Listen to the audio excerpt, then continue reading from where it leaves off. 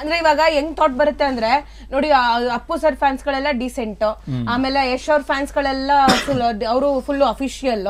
ಈ ದರ್ಶನ್ ಅವ್ರ ಫ್ಯಾನ್ಸ್ ಗಳಂದ್ರೆ ದರ್ಶನ್ ಅವರ ಸಿನಿಮಾಗಳು ಹೊಡಿ ಬಡಿ ಈ ತರ ಫುಲ್ ರಫ್ ಅಂಡ್ ಟಫ್ ಆಗಿರುತ್ತೆ, ಆಕ್ಷನ್ ಆಗಿರುತ್ತೆ ಅಂದ್ರೆ ಅವ್ರ ಫ್ಯಾನ್ಸ್ ಗಳೆಲ್ಲ ಹಂಗೆ ಅಂತ ಹೇಳಿ ಡಿಸೈಡ್ ಮಾಡ್ಬಿಡ್ತಾರೆ. ಹಂಗೆ ಆತರ ಅಂದ್ರೆ ಸಿನಿಮಾಗಳ ಮೇಲೆ ಹೆಂಗ್ ಡಿಸೈಡ್ ಮಾಡ್ತಾರೆ ವ್ಯಕ್ತಿಗಳ ವ್ಯಕ್ತಿತ್ವವನ್ನ. ಅವ್ರಲ್ಲಿ ಏನೋ ಒಂದು ಪಾಯಿಂಟ್ ಇಷ್ಟ ಆಗಿರುತ್ತೆ, ನೀವು ಅದಕ್ಕೆ ದರ್ಶನ್ ಅವ್ರ ಅಭಿಮಾನಿಗಳಾಗಿರ್ತೀರಾ. ಹಂಗನ್ಬಿಟ್ಟು ಅವ್ರ ತರಾನೇ ಸಿನಿಮಾದಲ್ಲಿ ಇರೋ ತರಾನೇ ಅಭಿಮಾನಿಗಳು ರಿಯಲ್ ಲೈಫ್ ನಲ್ಲಿ ಇರಕ್ಕಾಗತ್ತಾ?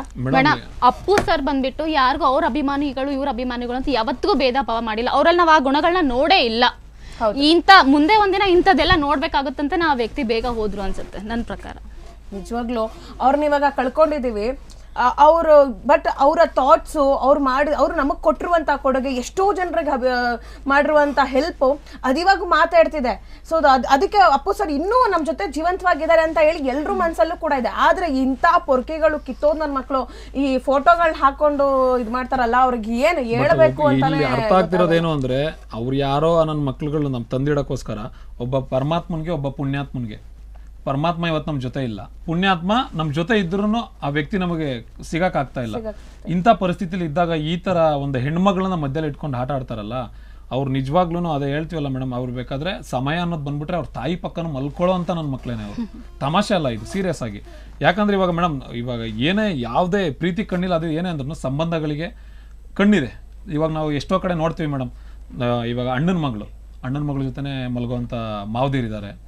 ಆಮೇಲೆ ಹೆಣ್ಮಕ್ಳನ್ನ ದೇಹ ಮುಟ್ಟಿ ವರ್ಣನೆ ಇವಾಗ ಒಂದು ಹೆಂಗೆ ಅಂದ್ರೆ, ಅವ್ರಿಗೆ ಏನಾದ್ರೂ ಒಂದು ಅವಕಾಶ ಸಿಕ್ತು ಅಂತಂದ್ರೆ, ಅಥವಾ ಯಾವುದೇ ಹೆಣ್ಮಗಳು ಒಂದು ಕಷ್ಟಕ್ಕೆ ಸಿಗಾಕೊಂಡ್ಲು ಅಂತಂದ್ರೆ, ಆ ಹೆಣ್ಮಗಳನ್ನ ಸಮಸ್ಯೆಯಿಂದ ಆಚೆಗೆ ತರಬೇಕು, ಆ ಹೆಣ್ಮಕ್ಳಿಗೆ ನಾವೇನೋ ಒಂದು ಒಳ್ಳೇದು ಮಾಡ್ಬೇಕು ಅನ್ನೋದಕ್ಕಿಂತ ಹೆಚ್ಚಾಗಿ ಆ ಹೆಣ್ಮಗಳನ್ನ ನಾವ್ ಹೆಂಗ್ ಯೂಸ್ ಮಾಡ್ಕೋಬೇಕು ಅಂತ ಯೋಚನೆ ಮಾಡುವಂತ ಪ್ರಪಂಚ ಬಂದೋಗ್ಬಿಟ್ಟಿದೆ ಇವಾಗ. ನನ್ನ ಕಣ್ಣೆದುರುಗಡೆ ನನ್ನ ಇವಾಗ ನನ್ನ ಸುತ್ತ ಇರೋಂಥ ಪ್ರಪಂಚದಲ್ಲಿ ನೋಡಿದೀನಿ ಆ ಥರದ್ದು.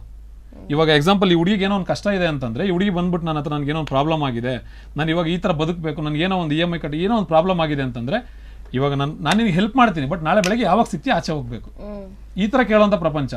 ಅಥವಾ ನಾನು ದೊಡ್ಡಪ್ಪ ಚಿಕ್ಕಪ್ಪನೇ ಆಗಿದ್ರು, ಅಣ್ಣ ಇದು ಇಲ್ಲ ಅತ್ತೆ ಮಗಳು ಮಾವನ ಮಗಳು ಯಾರೇ ಆಗಿದ್ರು, ಇಲ್ಲ ಸ್ವಂತ ತನ್ನ ಮಗನ್ನ ಮದುವೆ ಆಗಿರೋಂಥ ಸೊಸೆ ಆಗಿದ್ರು, ಆ ಮಗ ಇಲ್ದೇ ಇರೋ ಟೈಮಲ್ಲಿ ಆ ಹೆಣ್ಣಿನ ದೇಹನ ಮುಟ್ಟಿ ಮಜಾ ತಗೊಳ್ಳೋಂಥ ಕಿತ್ತೋದ್ ನನ್ನ ಮಕ್ಕಳಿದ್ದಾರೆ ಇವತ್ತಿನ ಪ್ರಪಂಚದಲ್ಲಿ. ಕ್ಷಣ ಕ್ಷಣದ ಸುದ್ದಿಗಳಿಗಾಗಿ ಫ್ರೀಡಂ ಟಿವಿ ಸಬ್ಸ್ಕ್ರೈಬ್ ಮಾಡಿ, ಲೈಕ್ ಮಾಡಿ ಹಾಗೂ ಫಾಲೋ ಮಾಡಿ.